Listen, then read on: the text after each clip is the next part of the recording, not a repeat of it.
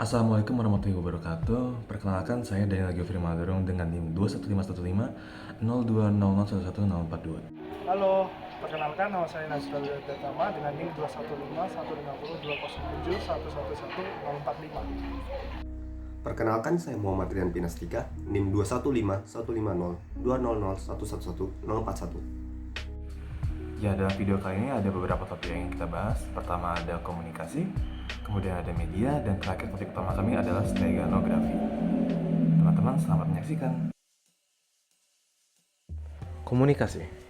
Komunikasi adalah suatu proses penyampaian informasi dari satu pihak kepada pihak lain yang dapat dilakukan secara lisan atau verbal yang dapat dimengerti oleh kedua belah pihak.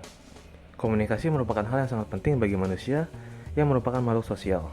Dengan komunikasi, banyak hal yang dapat disampaikan oleh seseorang ke orang lainnya atau bahkan beberapa orang. Dengan komunikasi, seseorang dapat menyampaikan maksud atau keinginannya. Berkomunikasi merupakan sesuatu yang umum dan wajar. Maka dari itu, pada dasarnya, komunikasi bukan sesuatu yang harus dilakukan secara rahasia atau sembunyi-sembunyi. Namun, itu semua tergantung apa yang ingin kita sampaikan. Ada kalanya kita ingin menyampaikan suatu maksud atau pesan tertentu tanpa adanya orang lain yang mengetahui selain orang yang kita tuju. Makanya, kita terkadang berkomunikasi secara sembunyi-sembunyi atau bahkan dengan kode-kode rahasia. Misalnya menggunakan simbol-simbol tertentu atau menggunakan kode Morse dan lain sebagainya. Seiring berkembangnya zaman, banyak hal yang manusia lakukan guna menjaga kerahasiaan dan keamanan pesan yang ingin mereka sampaikan ke pihak lain dalam berkomunikasi. Kriptografi atau cryptography diketahui berasal dari bahasa Yunani, kripto dan grafia, di mana kripto memiliki arti yang menyembunyikan, sementara grafia berarti tulisan. Sehingga bisa dijabarkan, kriptografi merupakan ilmu yang mempelajari teknik-teknik matematika yang berkaitan dengan aspek keamanan informasi. Contohnya seperti keabsahan data, kerahasiaan data, kredibilitas data, integritas data, dan autentikasi data. Intinya, kriptografi adalah sebuah teknik guna menjaga kerahasiaan dan keamanan pesan agar pesan yang disampaikan dapat tersampaikan dengan aman sampai ke penerima yang dituju, tanpa diketahui atau dicuri oleh pihak lain yang tidak diinginkan.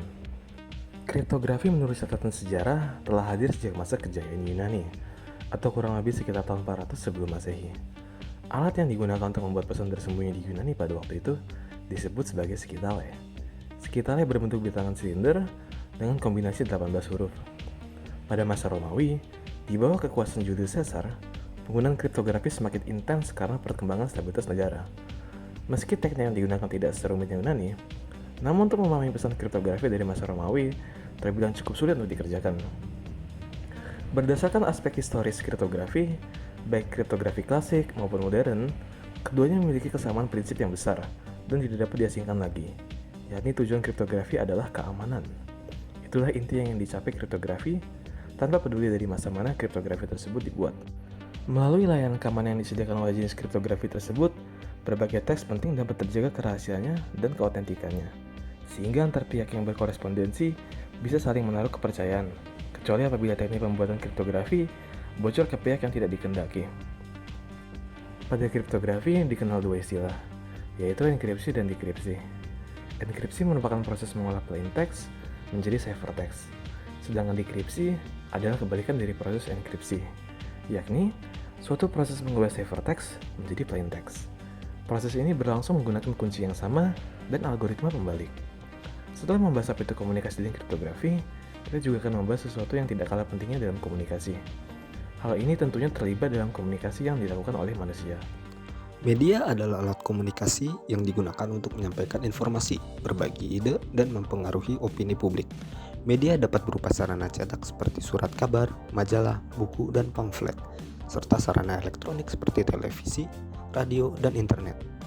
Dalam era digital, media juga meliputi platform online seperti situs web, blog, media sosial, dan aplikasi. Jenis-jenis media dapat dibedakan menjadi media cetakan dan media elektronik. Media cetakan mencakup surat kabar, majalah, dan buku yang menyediakan informasi mendalam dan terperinci. Sementara itu, media elektronik meliputi televisi yang menayangkan program-program audio visual, radio yang menyampaikan program audio, dan internet yang memberikan akses luas ke berbagai bentuk informasi dan interaksi. Media memiliki peran yang penting dalam masyarakat. Pertama, media digunakan untuk menyampaikan informasi kepada halayak yang lebih luas, termasuk berita, laporan, dan informasi aktual mengenai peristiwa dunia, politik, ekonomi, dan topik lainnya. Kedua, media juga memberikan hiburan melalui program televisi, film, musik, dan konten digital lainnya yang memungkinkan orang untuk bersantai dan menikmati waktu luang mereka. Ketiga, media berperan dalam pendidikan dan pengetahuan, menyediakan akses ke materi pendidikan melalui buku, program televisi, situs web pendidikan, dan platform e-learning. Keempat, media memiliki kekuatan untuk memengaruhi opini publik dan membentuk pandangan masyarakat terhadap isu-isu tertentu melalui berita, opini, dan konten lainnya. Kelima, media digunakan untuk promosi dan pemasaran produk, jasa, dan merek melalui iklan di berbagai platform. Terakhir, media berperan dalam mendukung demokrasi dan partisipasi masyarakat dengan memberikan platform untuk berbicara, mengkritik pemerintah, dan terlibat dalam isu-isu publik. Media selain sebagai sarana atau wadah bagi penyampaian pesan dalam komunikasi, juga dapat dimanfaatkan untuk mendukung hal lainnya, yaitu pengamanan pesan itu sendiri. Kriptografi saja terkadang tak cukup guna menyembunyikan kerahasiaan dan keamanan pesan. Banyak metode yang akhirnya terpecahkan juga hingga kini sehingga memaksa kita untuk mengembangkan teknik kriptografi yang lebih baik. Namun itu juga suatu saat akan terpecahkan. Maka dari itu, bagaimana kita membuat agar pesan kita menjadi lebih rahasia selain mengandalkan kriptografi saja? Perlu adanya penyembunyian letak pesan. Jika pesan pada umumnya dapat dengan mudah dilihat atau ditemukan di media yang digunakannya, meskipun itu sudah kita lakukan enkripsi, maka tinggal menunggu waktu pasti ada yang akan memecahkan enkripsi itu. Tapi dengan pesan yang keberadaannya disembunyikan, orang tak diinginkan tidak dapat dengan mudah menemukan pesan yang akan kita sampaikan. Hal ini akan semakin lebih baik lagi jika pesan tersebut telah dienkripsi. Maka ada hal semacam itu? Tentu ada. Perkenalkan, steganografi. Steganografi adalah seni atau praktik menyembunyikan pesan atau informasi rahasia di dalam suatu media atau objek yang terlihat biasa, dengan tujuan untuk menjaga kerahasiaan komunikasi tersebut. Istilah steganografi berasal dari bahasa Yunani di mana yaitu steganos berarti tersembunyi dan graphen berarti menulis. Dalam steganografi, pesan tersembunyi disimpan ke dalam media yang disebut sebagai cover media. Cover media bisa berupa gambar, audio, video, teks, atau bahkan protokol komunikasi. Pesan tersebut kemudian disembunyikan secara tidak terlihat atau tidak terdeteksi oleh mata manusia atau perangkat yang mengamati media tersebut. Metode steganografi melibatkan manipulasi data pada tingkat bit atau penggunaan teknik khusus untuk menyisipkan pesan. Steganografi telah digunakan sepanjang sejarah sebagai teknik untuk berkomunikasi secara rahasia. Contoh penggunaan yaitu dapat ditemukan dalam berbagai konteks termasuk militer, politik, dan dunia kriminal.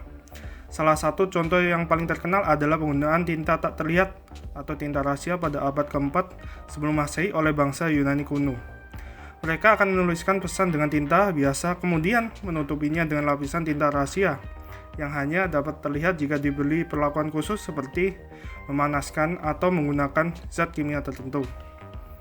Selama Perang Dunia Kedua, steganografi digunakan secara luas. Sebagai contoh, metode microdot digunakan untuk menyembunyikan pesan dalam titik kecil di bawah gambar atau teks yang terlihat biasa. Selain itu, pesan-pesan rahasia dapat dienkripsi dan disisipkan di dalam komunikasi radio atau telepon untuk menghindari deteksi oleh musuh. Dalam era digital ini, steganografi juga diterapkan dalam konteks teknologi informasi. Contohnya adalah menyisipkan pesan dalam gambar atau audio digital dengan memanfaatkan perubahan kecil dan data biner yang tidak terlihat oleh mata manusia. Hal ini dapat digunakan dalam pengiriman pesan rahasia atau pelacakan hak cipta pada konten digital. Steganografi terus berkembang seiring dengan kemajuan teknologi. Meskipun steganografi dapat digunakan dengan tujuan yang sah dan positif seperti keamanan informasi, pelindungan privasi, atau watermarking, tetapi juga dapat dimanfaatkan untuk aktivitas ilegal atau kejahatan. Oleh karena itu, steganografi juga menjadi fokus perhatian dalam bidang keamanan informasi. Dengan pengaplikasian yang sangat banyak dan beragam, tentunya lahir berbagai teknik dan metode penyembunyian informasi pada suatu objek. Mulai dari penggantian bit terakhir pada piksel, pengubahan frekuensi, pembuatan model matematis untuk pesan, dan metode lainnya. Lex Significant Bit atau LSB merupakan teknik yang sangat umum digunakan dalam enkripsi dan deskripsi informasi rahasia.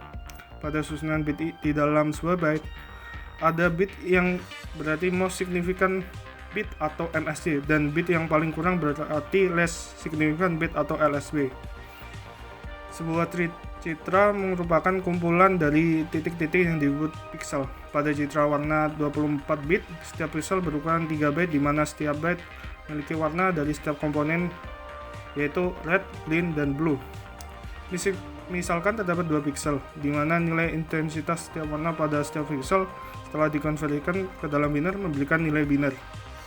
Untuk menyisipkan sebuah karakter C dalam bilangan biner 01, 00, 00, 11 ke dalam 2 pixel, citra warna tersebut setiap 2 bit dari pesan yang dimulai dari MSB disisipkan ke dalam 2 bit dari setiap byte citra warna. Selain teknik LSB, juga terdapat metode steganografi lain.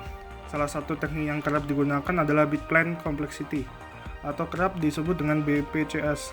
Teknik BPCS tersebut adalah teknik steganografi yang tidak berdasarkan dengan teknik pemrograman, tetapi teknik yang menggunakan sifat penglihatan manusia. Proses penyisipan pesan dilakukan pada segmen yang memiliki kompleksitas yang tinggi. Segmen yang memiliki kompleksitas yang tinggi ini disebut noise-like regions. Secara sederhananya, pertama-tama cover object dengan sistem binary coding akan diubah menjadi sistem canonical record. Kemudian objek gambar tersebut dipotong menjadi bitplane dalam bentuk citra biner, di mana setiap bitplane mewakili bit dari setiap pixel pada gambar. Selanjutnya dilakukan segmentasi pada setiap bitplane pada cover object menjadi informatif dan noise-like region. Lalu di setiap blok pesan rahasia ke bitplane yang merupakan noise-like region. Dan yang terakhir yaitu ubah objek dari sistem CGC menjadi sistem PBC. Meskipun steganografi dapat digunakan untuk tujuan yang sah dan positif seperti keamanan, perlindungan privasi, atau watermarking, tapi juga dapat dimanfaatkan untuk aktivitas ilegal dan kejahatan. Oleh karena itu, perkembangan metode pendeteksian steganografi juga penting dalam bidang keamanan informasi. Steganografi memainkan peran penting dalam melindungi privasi dan keamanan komunikasi, serta memungkinkan penyampaian pesan secara rahasia dalam lingkup yang lebih luas. Pemahaman tentang steganografi penting untuk mengenali dan menganalisis kemungkinan adanya pesan tersembunyi dalam media, baik untuk keperluan penegakan hukum maupun keperluan keamanan. Dalam kesimpulan ini, kita dapat melihat bahwa komunikasi, media, dan steganografi saling terkait dan memiliki hubungan yang erat. Komunikasi adalah fondasi utama dalam pertukaran informasi antara individu atau kelompok, dan media berperan sebagai alat yang penting dalam menyampaikan pesan tersebut. Steganografi di sisi lain menawarkan kemampuan untuk menyembunyikan pesan rahasia di dalam media yang digunakan dalam komunikasi. Dalam era modern yang didominasi oleh kemajuan teknologi informasi, media menjadi lebih beragam dan kompleks, mulai dari teks, gambar, suara, hingga video. Media-media ini dapat menyimpan lebih banyak informasi daripada yang tampak di permukaan. Steganografi memanfaatkan keragaman ini untuk menyembunyikan pesan-pesan sensitif atau rahasia, memungkinkan komunikasi yang aman dan terlindungi. Namun, perlu diingat bahwa steganografi juga dapat digunakan untuk tujuan yang tidak etis atau ilegal. Misalnya, beberapa pihak dapat mencoba menyembunyikan pesan-pesan teroris atau aktivitas kriminal di dalam media-media yang tampaknya biasa. Oleh karena itu, penggunaan steganografi perlu diawasi dengan ketat oleh pihak yang berwenang dan diatur dalam kerangka hukum yang tepat. Dalam konteks komunikasi yang lebih luas, hubungan antara komunikasi, media, dan steganografi menyoroti pentingnya kesadaran dan keahlian dalam mengenali dan menganalisis kemungkinan adanya pesan tersembunyi di dalam media. Dalam era informasi yang penuh dengan manipulasi dan pemalsuan, kemampuan untuk memahami dan mengevaluasi media dengan cermat menjadi keterampilan yang sangat penting. Selain itu, dengan perkembangan teknologi dan algoritma yang semakin canggih, steganografi terus berkembang dan menjadi semakin kuat. Ini menimbulkan tantangan baru dalam melawan kejahatan cyber, karena pesan-pesan tersembunyi dapat dengan mudah lolos dari deteksi konvensional. Oleh karena itu, diperlukan penelitian dan inovasi yang berkelanjutan untuk mengembangkan metode dan alat yang lebih efektif dalam mendeteksi dan mengatasi steganografi yang digunakan untuk tujuan yang merugikan. Dalam kesimpulannya, hubungan antara komunikasi, media, dan steganografi adalah hubungan yang kompleks dan saling mempengaruhi. Komunikasi membutuhkan media sebagai alat untuk menyampaikan pesan, sementara steganografi memanfaatkan media tersebut untuk menyembunyikan pesan tersembunyi. Dalam menghadapi tantangan dan peluang yang ditawarkan oleh steganografi, penting untuk mempertimbangkan implikasi etis, legal, dan keamanannya.